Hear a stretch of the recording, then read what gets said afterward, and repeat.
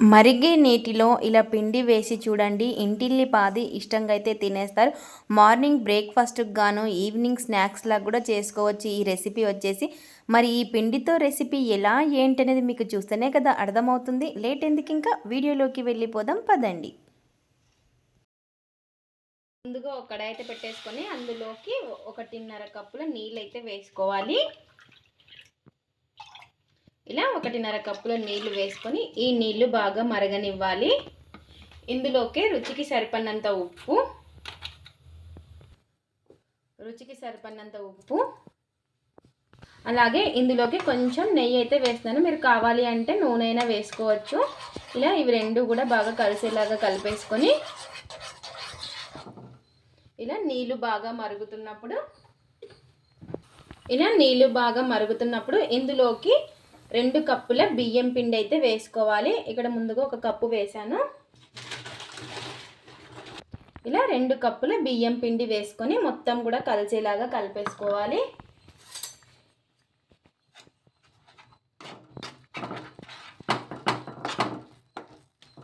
ఇలా మొత్తం బాగా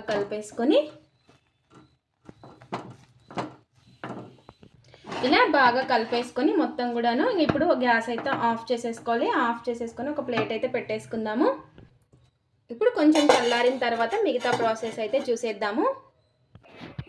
ఇక్కడ వచ్చేసి ఇంకా కొంచెం చల్లారిన తర్వాత చూడండి, ఒకసారి బాగా చేతితో ఈ విధంగా ప్రెస్ చేసుకుంటూ కలిపేసుకోవాలి. కొంచెం గోరువెచ్చగా ఉన్నప్పుడే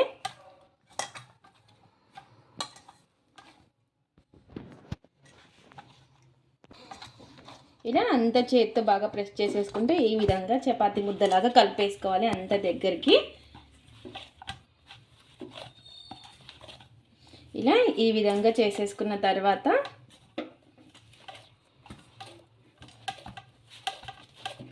చూసారు కదా, మనకి 1.5 కప్పులకి 2 కప్పుల పిండి అయితే కరెక్ట్గా సరిపోతుంది. ఇలా ఈ విధంగా కలిపేసుకున్న తర్వాత ఇలా కొంచెం కొంచెం పిండి అనేది తీసేసుకొని ఇప్పుడు చిన్నగా రౌండ్గా చేసేసుకోవాలి. ఇలా ఈ విధంగా చేసేసుకోవాలి. చూసారు కదా, ఇలా ఈ విధంగా చేసేసుకోవాలి. ఇలా కొద్ది కొద్దిగా పిండి అనేది తీసేసుకొని ఇంకా రౌండ్ బాల్స్ టైప్లో చేసేసుకోవాలి. చాలా అంటే చాలా బాగుంటుంది ఈ బ్రేక్ఫాస్ట్. మార్నింగ్ కానీ లేదా ఈవినింగ్ కానీ చేసి ఇవ్వచ్చు. పిల్లలు పెద్దలు ఇష్టంగా అయితే తినేస్తారు. ఇలా మనకి ఎన్ని అయితే ఉంటాయో అన్నీ ఇదే విధంగా చేసేసుకోవాలి. ఇలా ఈ విధంగా అన్నీ కూడాను చేసేసుకోవాలి. చూడండి, ఇలా అన్నీ చేసేసుకున్న తర్వాత ఇలా హోల్ ఉన్న బౌల్ అయితే ఒకటి తీసేసుకొని అందులోకి ఇవి చేసి పెట్టుకున్న గోలి ఇడ్లీని అయితే పెట్టేసుకోవాలి. ఇలా ఈ విధంగా ఒకదాని మీద ఒకటి పెట్టుకున్నా కూడా ఏమీ అతుక్కోవు ఇవి. ఇలా ఈ విధంగా మనకి ఇంకెన్నైతే ఉన్నాయో అన్నీ ఈ విధంగా పెట్టేసుకోవాలి. ఇలా ఈ విధంగా అన్నీ కూడా పెట్టేసుకొని ఇప్పుడు నెక్స్ట్ వచ్చేసి ఇలా ఒక బౌల్ అయితే తీసేసుకొని అందులోకి నీళ్లు వేసుకొని నీళ్లు బాగా మరిగిన తర్వాత ఈ బౌల్ అయితే ఇందులో పెట్టేసుకోవాలి. ఇలా పెట్టేసుకొని ఒక 10 నిమిషాలు ఆవిరికి ఉడికించుకోవాలి. ఇలా గాలి పోకుండా ఒక ప్లేట్ అయితే పెట్టేసుకుందాము. ఈలోపు ఇందులోకి చట్నీ చేసేసుకుందాము. ఇక్కడ వచ్చేసి చట్నీకి అయితే పెట్టేస్తున్నాను. ఒక కడాయి అయితే పెట్టేసుకొని అందులోకి కొంచెం ఈ విధంగా నూనె అయితే వేసుకొని నూనె కొంచెం వేడెక్కిన తర్వాత ఇందులోకి టమాటా ముక్కలు, పచ్చిమిర్చి ముక్కలు, ఆనియన్ ఇవి 3 కూడా వేసేసుకోవాలి. కారానికి తగ్గట్టు పచ్చిమిర్చి కూడా వేసుకొని ఒకసారి బాగా కలిపేసుకున్నాము. ఇలా ఒకసారి బాగా కలిపేసుకొని ఇవన్నిటిని కూడా బాగా మగ్గించుకోవాలి. ఇలా టమాటో పచ్చిమిర్చి మగ్గిన తర్వాత ఇందులోకి కొన్ని వెల్లుల్లి రెబ్బలు, కొంచెం చింతపండు కూడా వేసుకోవాలి. వేసుకొని ఒకసారి బాగా కలిపేసుకోవాలి. ఇలా కలిపేసుకున్నాక ఇందులోకి కొంచెం కొత్తిమీర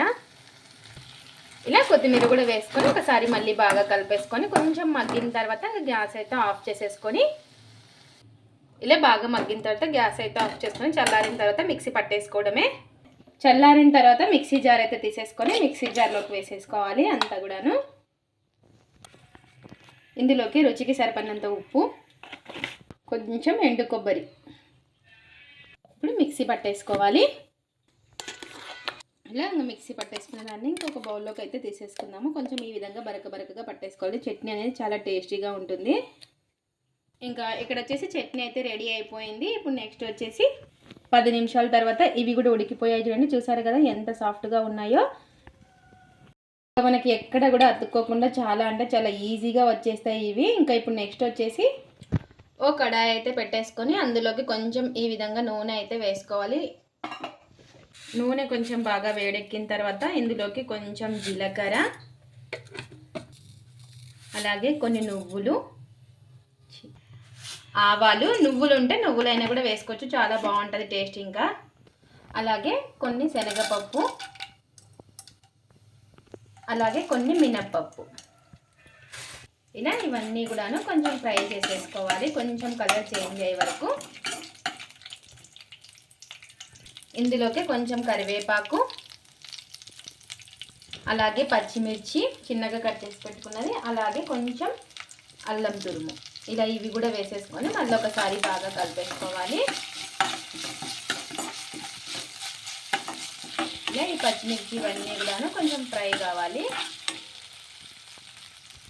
ఇలా కొంచెం ఇవన్నీ ఫ్రై అయిన తర్వాత ఇంకా మనం చేసి పెట్టుకున్నాం కదా ఈ గోలి ఇడ్లీలను అయితే వేసేసుకోవాలి.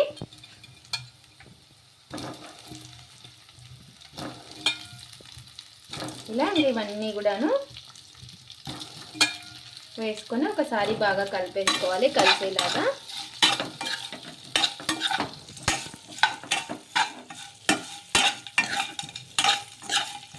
ఇలా ఇవన్నీ కూడా వేసేసుకొని కలిపేసుకొని 1 నిమిషం పాటు బాగా మరి ఈ ఆయిల్లో మగ్గించుకోవాలి. లాస్ట్లో కొంచెం కొత్తిమీర వేసేసుకొని ఇంకా గ్యాస్ అయితే ఆఫ్ చేసేసుకొని ప్లేట్లో సర్వ్ చేసుకొని తినేయడమే. ఇంకా ఎంతో టేస్టీగా ఉండే గోలి ఇడ్లీ అయితే రెడీ అయిపోతుంది. చాలా అంటే చాలా బాగుంటుంది. ఒకసారి మీరు ట్రై చేయండి. ఇలా ఇంకా కలిపేసుకొని గ్యాస్ అయితే ఆఫ్ చేసుకుందాము. ఇప్పుడు ప్లేట్లోకి అయితే తీసేసుకుందాం. ఇప్పుడు ప్లేట్లోకి అయితే సర్వ్ చేసేసుకుందాం. ఇంకా చాలా అంటే చాలా బాగుంటుంది. ఒక్కసారి బియ్యం పిండితో కొత్తగా ఈ విధంగా బ్రేక్ఫాస్ట్ చేసుకోండి, చాలా టేస్టీగా ఉంటుంది. ఇంకా ఇందులోకి మనం చేసుకున్నాం కదా ఆ చట్నీలోకి అయితే టేస్ట్ అయితే చూసేద్దాము. చూసారు కదా మనకి లోపల కూడా పర్ఫెక్ట్గా కుక్ అయి ఉంటుంది. చూసారా, మనకి చాలా టేస్టీగా చాలా మెత్తగా ఉంటాయి అన్నమాట. ఒక్కసారి మీరు కూడా ఈ విధంగా ట్రై చేయండి. ఇది ఫ్రెండ్స్ ఇవాల్టి వీడియో. మా వీడియోస్ కనుక మీకు నచ్చినట్టయితే లైక్ చేయండి, షేర్ చేయండి, కామెంట్ చేయండి, సబ్స్క్రైబ్ చేసుకోండి. స్కిప్ చేయకుండా పూర్తి వీడియో చూడండి. చూసిన వాళ్ళు ఒక లైక్ అయితే చేయండి. బియ్యం పిండితో గోలి ఇడ్లీ ట్రై చేసి ఎలా వచ్చిందో కామెంట్ అయితే పెట్టండి. Thanks for watching. Bye bye.